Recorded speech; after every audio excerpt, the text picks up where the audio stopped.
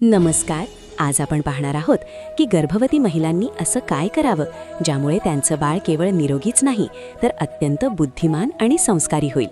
हा व्हिडिओ शेवटपर्यंत नक्की पहा.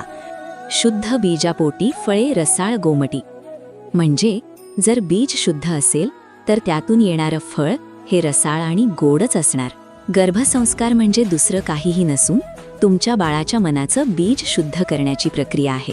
जेव्हा एखादी माता गरोदर असते तेव्हा तिचं मन हे एखाद्या सुपीक जमिनीसारखं असतं. तुम्ही त्यात जे विचार पेराल तेच बाळाच्या रूपाने उगवेल.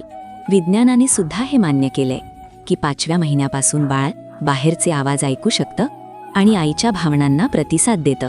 जर आई आनंदी असेल तर बाळाच्या शरीरात हॅपी हॉर्मोन्स तयार होतात आणि जर आई तणावात असेल तर बाळावर त्याचे वाईट परिणाम होतात. हिरण्यकश्यपू हा असुरांचा राजा होता जो देवांचा द्वेष करायचा.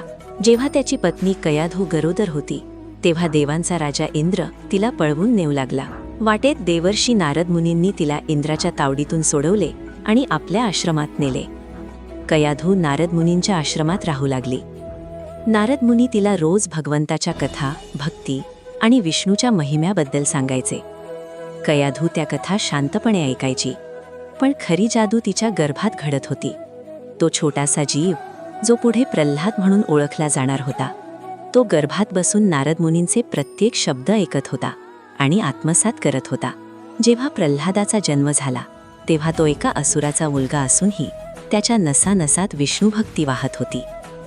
हिरण्यकश्यपूने त्याला मारण्याचे अनेक प्रयत्न केले, पण ज्याच्यावर गर्भातच भक्तीचे संस्कार झाले होते त्याला कोण मारणार? या कथेचा निष्कर्ष हाच आहे की बाळ बाहेरच्या जगापेक्षा आईच्या विचारांच्या जगातून जास्त शिकत असतं. गर्भसंस्काराचा दुसरा टप्पा म्हणजे आचार. तुम्ही काय खाता, कसं बसता, कसं बोलता यावर बाळाची प्रकृती अवलंबून असते. विदुरांनी विदुर नीतीमध्ये सांगितलं आहे की मातेचे आरोग्य हेच पुत्राचे भाग्य असते. सात्विक आहार म्हणजे केवळ पोषण नाही तर ते बाळाच्या बुद्धीची वाढ करणारं अमृत आहे. जर तुम्हाला वाटत असेल की ही माहिती प्रत्येक होणाऱ्या आईपर्यंत पोहोचायला हवी तर या व्हिडिओला लाईक करा आणि आपल्या चॅनलला सबस्क्राईब करायला विसरू नका. आपल्या संस्कृतीचा हा वारसा आपण एकत्र जपला पाहिजे.